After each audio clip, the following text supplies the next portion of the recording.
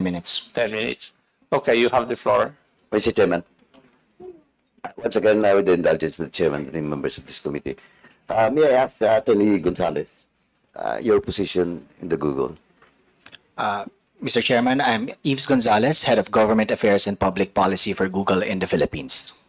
Thank you, Mr. Chairman. Thank you. Please proceed, Attorney Gonzalez.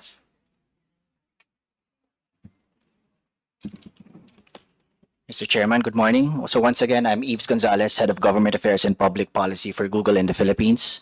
It's an honor to be able to share with you today how YouTube combats the spread of misinformation on the platform using our 4 R's responsibility framework. This is something that we consider core to our responsibility work. It is a complex and difficult challenge, but something that we're committed to tackling. YouTube's mission is to give everyone a voice and show them the world. Over the past 20 years, YouTube has grown into a platform where billions of monthly users are sharing and learning from one another with over 500 hours of video uploaded every minute. YouTube addresses the challenges of misinformation using the 4 R's responsibility framework. Remove content that violates YouTube's policies, raise up authoritative sources for news and information, reduce recommendations of borderline content, and reward trusted creators. By employing this framework, YouTube seeks to balance its commitments to preserving an open internet and being a positive contributor to a safe, healthy, and well-informed society. Certain types of misleading or deceptive content with serious risk of egregious harm are not allowed on YouTube and are removed.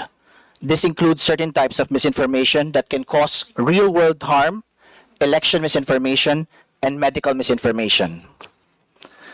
General misinformation includes certain types of technically manipulated content that can cause real-world harm, such as content that has been technically manipulated or doctored in a way that misleads users and may pose a serious risk of egregious harm, for example, deepfakes.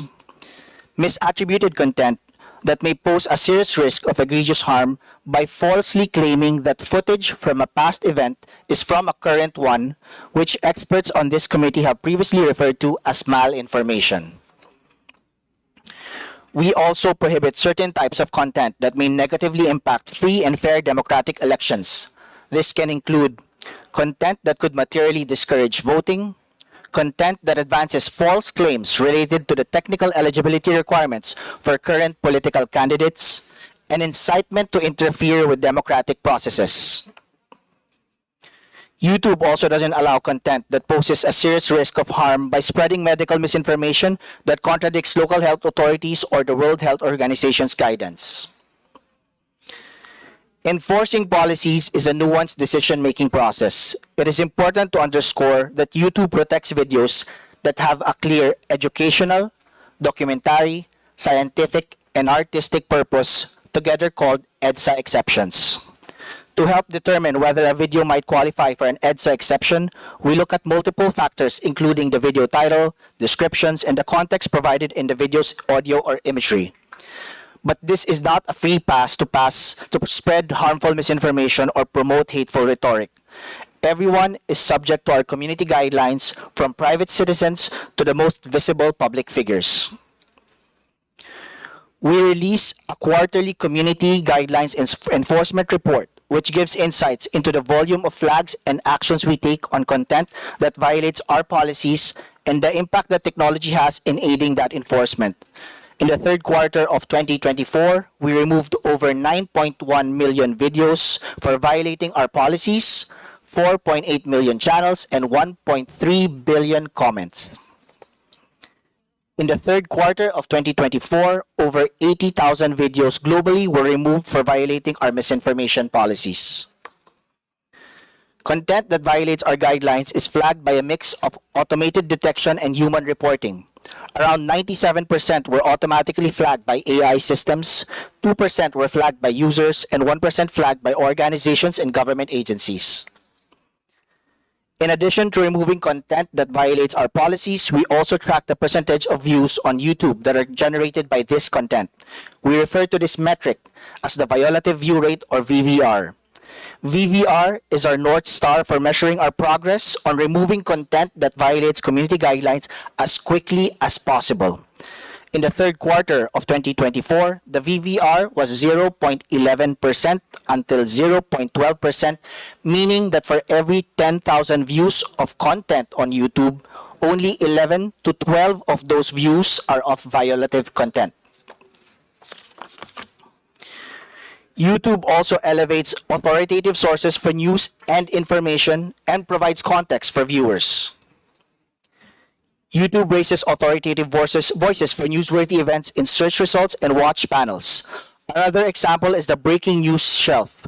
When a major breaking news event happens, the breaking news shelf appears directly on the homepage, featuring relevant videos from authoritative news sources. Similarly, if a viewer searches for a particular news topic on YouTube, they will see a top news shelf near the top of the results, featuring relevant videos from authoritative sources. The same goes for health-related searches. When you search for a specific topic, such as diabetes, for example, our health content shelf will highlight videos that come from authoritative sources. YouTube also equips our users with additional context to help them make their own decisions about the content that they consume. To do this, YouTube highlights text-based information about certain events, topics, and publishers from third-party sources using information panels across YouTube. This can be related to evergreen topics prone to misinformation, or to provide information about the publishers themselves, for example, whether they are funded in whole or in part by a government. Across all of these topics, we aim to surface content that will be helpful to individual users.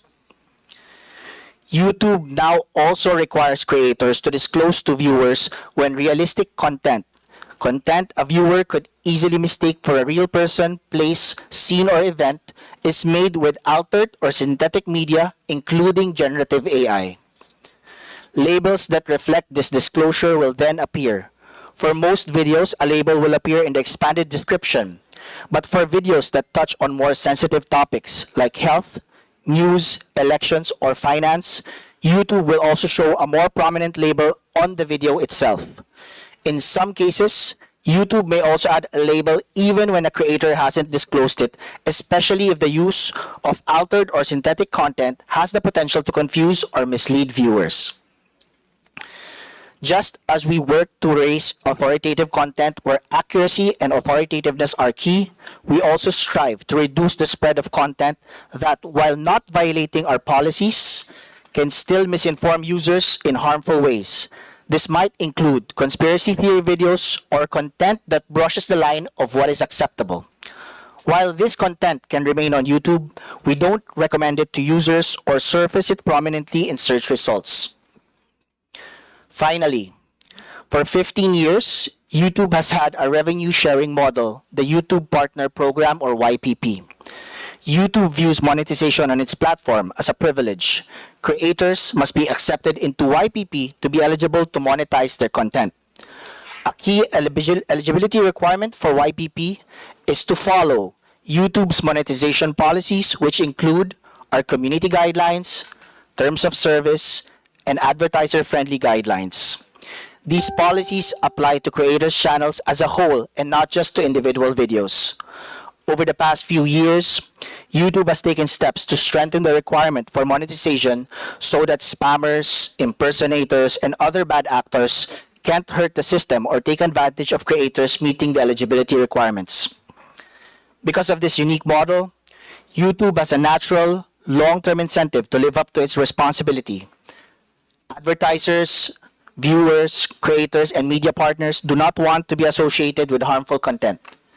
YouTube works hard every day to make the right calls on balancing openness and responsibility, and its advertisers, users, and creators hold YouTube accountable.